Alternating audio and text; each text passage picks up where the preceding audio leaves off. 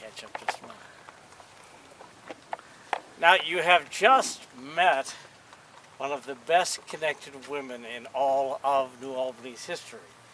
There were those from New Albany who went to Louisville, but she came from Louisville to New Albany.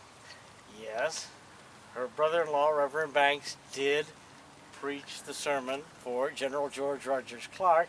When she mentions Cuthbert Bullitt, well, Cuthbert and his brother Thomas were early, very early industrialists, and when they came to Kentucky, they stayed with their first cousin at Oxmoor, the Bullitt, for whom Bullitt County is named, the first lieutenant governor of the state of Kentucky. And when the general was incapacitated, Thomas and Cuthbert took over the operation of Clark's mill at Clarksville and made it pay.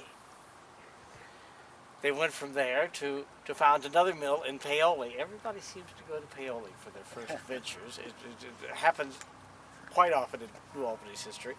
From there, they went to what's known as the Hidden Valley Village. You might know it as Spring Mill. Yes, the Bullitts built that giant mill, and then went off to other ventures. There was an old French town on the high grounds up the Wabash, and they and a few partners and family members, frankly, bought the town and made it what it is today, called Terre Haute on the high ground. So, again, a very, very well-connected woman. Let's see, we passed Dr. Sloan's statue. Interestingly, he's buried rather near the Bicknells that you can see just here. They all lived in the same house, just not at the same time. The Paris Bicknell Sloan Mansion, more recently known as the Admiral Bicknell Inn on Main Street, with the cupola that looks out over the river, and the little horns that you can speak through, the little pipes you can speak through, just like any good captain, and give orders from the very top of the house all the way to the basement.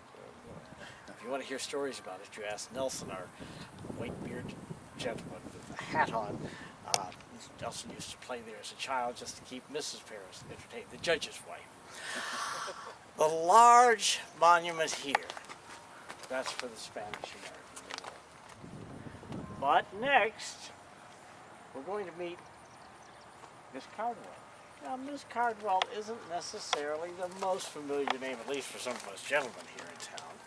However, the ladies don't always make the history, although these are rather historic and history-making women that were introduced these nights. However, they are the keepers of the history and the keepers of the home flags. And it's to those who pass on the history that we give honor tonight. And Mrs. Cardwell is one of the founders of the New Albany DAR. In fact, their first regent is absolutely one of those. Please go ahead.